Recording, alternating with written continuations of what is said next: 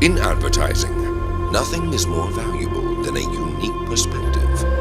But how can you find space in an industry fueled on creativity? By going there.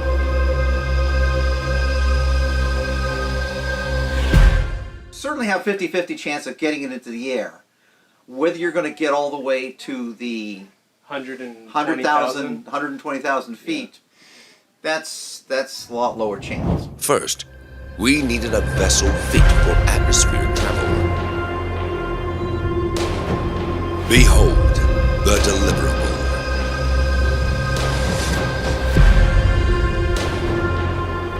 Then, we had to let it go.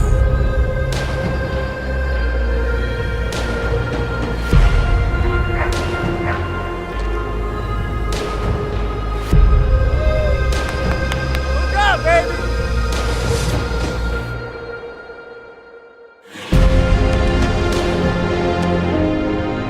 After it went to space, we had no idea if we'd be able to retrieve it.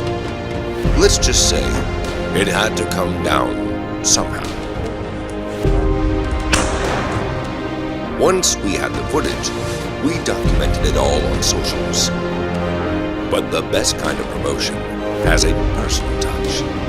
Handwritten postcards delivered straight from outer space.